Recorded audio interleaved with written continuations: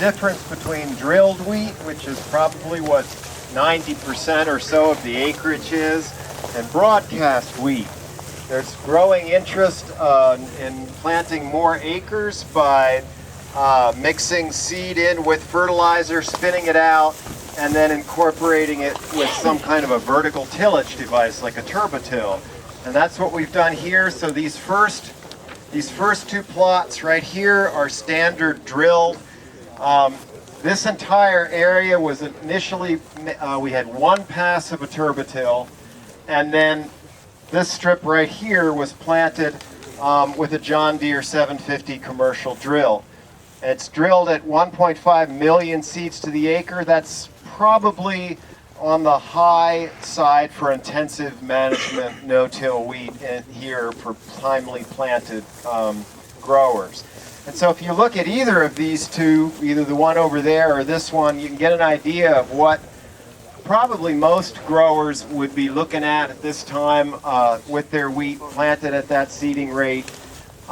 So it's not really a complete no-till situation, but it's a minimum till situation because we made one pass with a turbotill.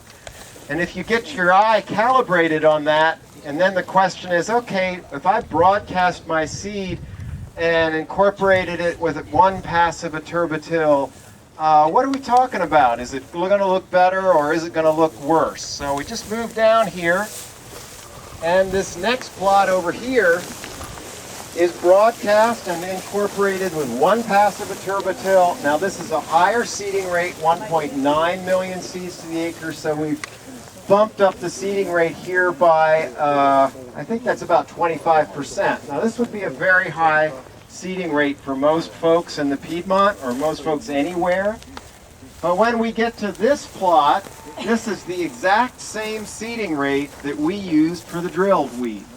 So I would just encourage you to look at these three plots.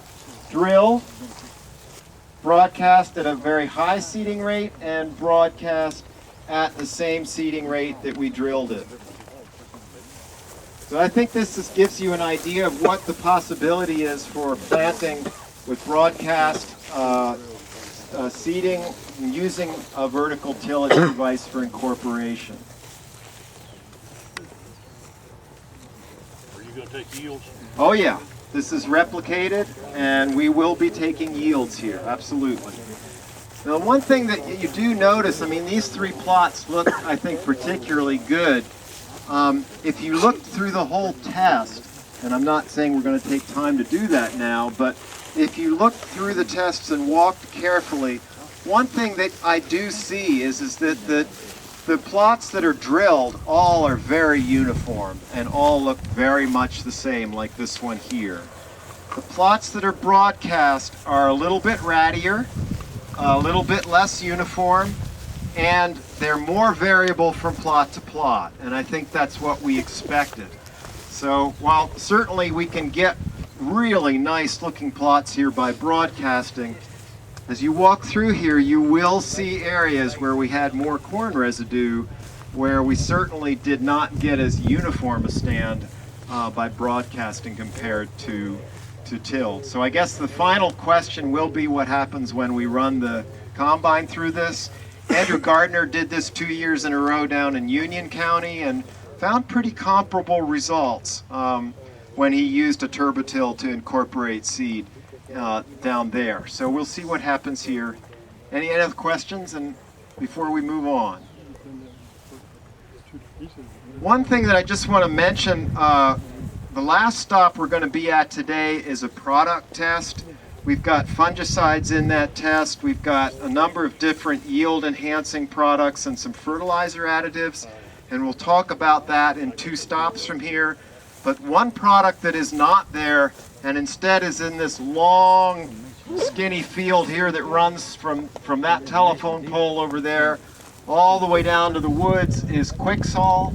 The folks that make Quicksol tell us that we need to separate our plots by 70 feet. So we have 7 or 8 replicates of Quicksol and check plots running all the way down to the woods down there, separated by 70 feet, so that we will have replicated and yield data on that product.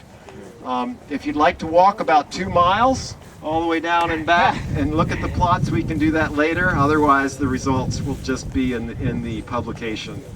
There's another test like that in Union County, if you're at the Union County Field Day next week.